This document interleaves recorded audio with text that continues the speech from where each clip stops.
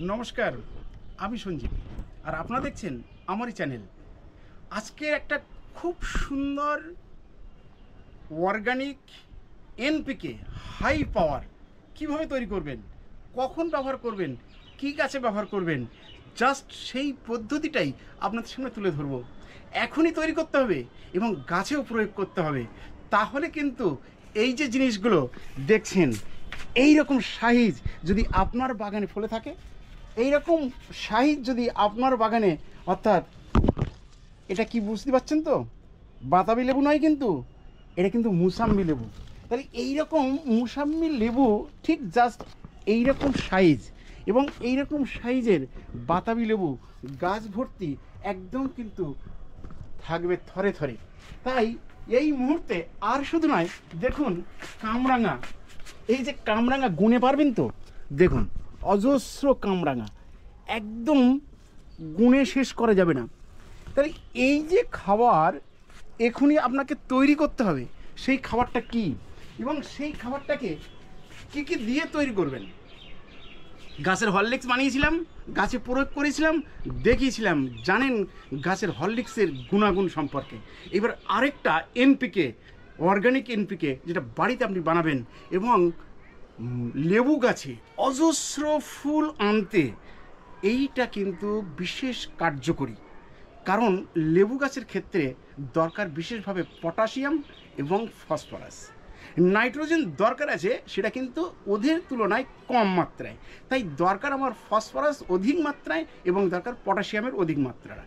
তাহলে কিন্তু অধিক পরিমাণে ফুল পাবো এবং ফলও পাবো থোকায় থোকায়। তাই গাছের ফল পেতে গেলে, ফুল আসলে তখন কিন্তু খাবার প্রয়োগ নয়, খাবার প্রয়োগটা হচ্ছে তার ঠিক আগে থেকে গাছটাকে পরিপূর্ণ তৈরি করতে হবে।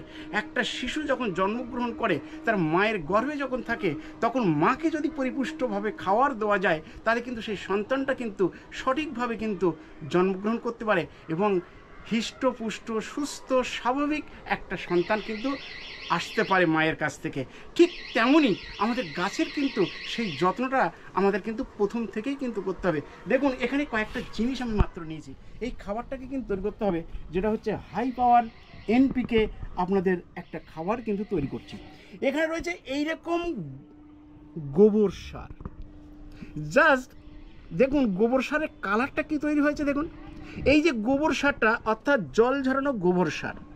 এখানে নেমে হচ্ছে হাড়ের গুঁড়ো, এখানে নেমে হচ্ছে শিং চাঁচা, এখানে নেমে হচ্ছে ভাত, আর এখানে নেওয়া হয়েছে একটা দুর্দান্ত জিনিস, পটাশিয়াম, সুপার পটাশিয়াম হিউমেট 99%।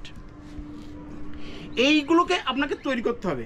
তাহলে এর কোয়ান্টিটি এবং এর রেশিওটা কি, সেইটা আগে জানতে হবে। অর্থাৎ আপনি 2 কিলো গোবর সার নিলেন, 2 থেকে 3 কেজি গোবর সার নিলেন, 3 কেজি গোবর সার নিলেন, 3 কেজি গোবর সারে 1 কেজি আপনার দিতে হবে হাড় গুঁড়ো, 1 কেজি আপনার শিং চাঁচা, আর 1 কেজি চালের ভাত ফ্যান সহ, মাড় সহ। আর এই যে পটাশিয়াম, সুপার পটাশিয়াম হিউমেট, এটাকে দিতে হবে 50 গ্রাম।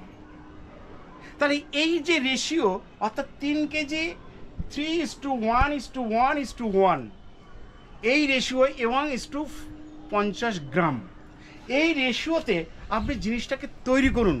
অর্থাৎ আপনি ভিডিওটা দেখলেন আজ, ঠিক এখান থেকে গুনে গুনে 1 মাস এইটা তৈরি করতে সময় লাগবে।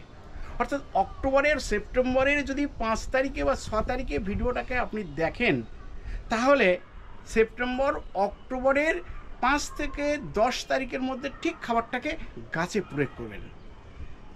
এই যে 1 মাসের প্রসেসিংয়ে খাবারটা কিন্তু তৈরি হয়ে গেল, একদম হাই পাওয়ার এনপিকে খাবার কিন্তু তৈরি হয়ে গেল। এই যে এনপিকে ব্যালেন্স হাই পাওয়ার যে খাবারটা তৈরি হয়ে গেল, যেটা কিন্তু লেবু গাছের ক্ষেত্রে আপনার বিশেষভাবে প্রয়োজন।